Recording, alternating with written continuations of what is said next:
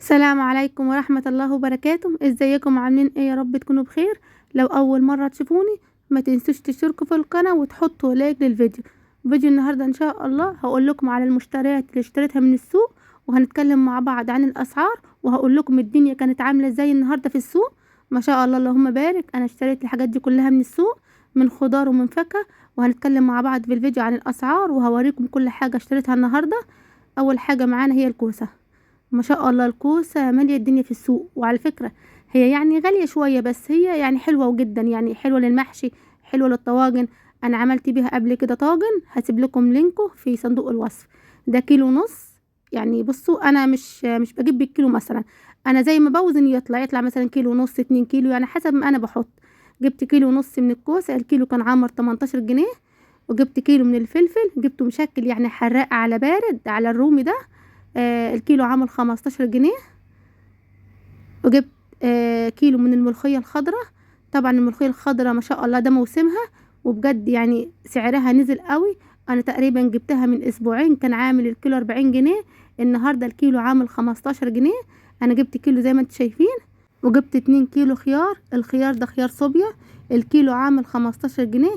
يعني انا اول ما دخلت السوق شفت الخيار قدامي فجبت 2 كيلو. بعد ما رحت لجوه بقى شوية يعني عملت جولة في السوق، لقيت في حد بيبيع الخيار البلدي، والكيلو ارخص بكتير من الصوبيا. يعني الصوبيا الكيلو عامل 15 والبلدي عامل 13 جنيه. وطبعا البلدي احلى واطعم من الصوبيا 100 مرة.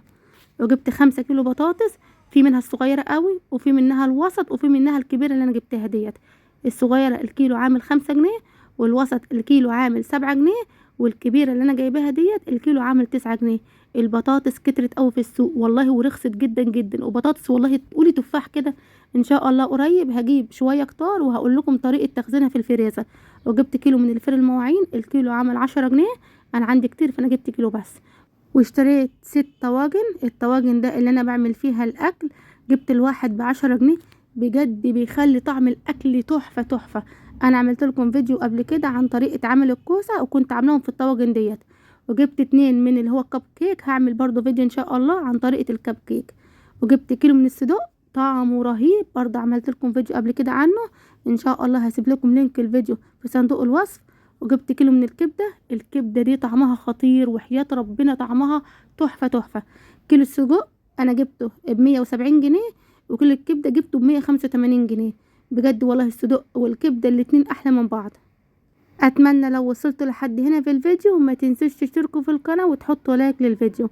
واشتريت 2 كيلو من البرقوق، الكيلو عامل 40 جنيه. انا وزنتهم طلعوا 2 كيلو حاجة بسيطة، يعني خد مني 85 جنيه.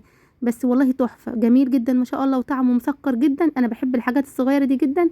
انا اول ما شفتهم في السوق يعني اشتريتهم على طول، لانه بجد طعمهم حلو، وبالذات الاصفر ده جميل جدا ما شاء الله. طبعا الحاجات ديت مالية الدنيا في السوق، في منها الغال وفي منها الوسط وفي منها الرخيص خالص.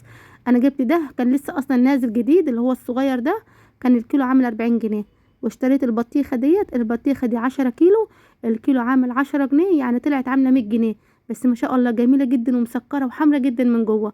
وجبت نص كيلو بتنجان من هو العروسي ده، الكيلو عامل 10 جنيه.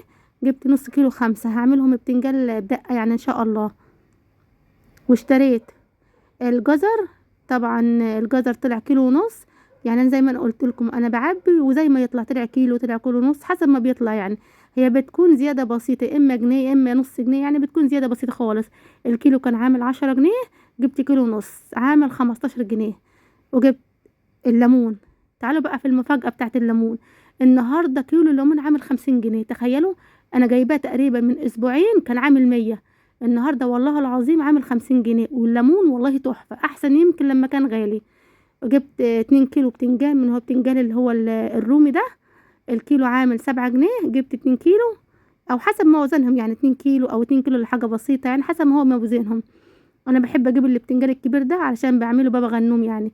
وجبت كيلو من الخوخ، هو الخوخ ده غالي اصلا وطعمه مش حلو على فكرة، بس يعني تغيير. جبت الكيلو عامل 50 جنيه. هو حلو يعني، انا ما ماليش فيه، انا بحب الحاجات اللي هي ايه بتكون حادقة شوية. بس الخوخ ده انا جبته يعني البنات هم بيحبوا الحاجات اللي هي زي كده. بالنسبة بقى للطماطم، الطماطم كانت من اسبوع كان الكيلو عامل 20 جنيه، تخيلوا. يعني هي كان بقى لها فترة كان الكيلو عامل 6 جنيه، جت مرة واحدة غلت بقى الكيلو ب20. النهاردة في السوق الكيلو عامل 12 جنيه. اللي هي الناشفة اللي انتوا شايفينها دي عاملة 12 جنيه. الحمرا اللي هي بتاعة الطبيخ الكيلو عامل 10. اللي هي مستوية شوية الكيلو عامل 8 جنيه. والله العظيم يعني النهاردة معظم الحاجة في السوق نزلت تمنها قوي. وجبت اللي هي البسكوت اللي هو ده اللي هو الفانيليا، والبسكوت اللي بالشوكولاتة. انا جبت ب10 من بسكوت الفانيليا وب10 من بسكوت الشوكولاتة. وجبت كيلو من الدقيق، انا عندي كمية دقيق كتيرة، انا عملت لكم قبل كده فيديو لسه موجود عندي. وجبت نص كيلو من سميد البسبوسة، انا عملت لكم على القناة طريقة عمل البسبوسة، هسيب لكم اللينك في صندوق الوصف. وجبت 5 اكياس من الفانيليا، الكيس عامل جنيه. والبسبوسة جبت النص كيلو ب12.5. وجبت 30 جنيه كاكاو خام. يعني ما شاء الله النهارده الاسعار كانت جميله جدا في السوق. ومعظم الحاجه يعني نزلت النص والله العظيم. يعني زي الليمون بقى الكيلو ب50، زي الطماطم بقى الكيلو ب12. معظم الحاجه النهارده رخصت في السوق. يعني انا البطاطس كنت جايباها من 3 ايام كنت جايبه الكيلو ب13 جنيه. النهارده الكيلو بقى ب9 جنيه، يعني نزلت 30 جنيه. وبكده فيديو النهارده يكون خلص معانا. والسلام عليكم ورحمه الله وبركاته.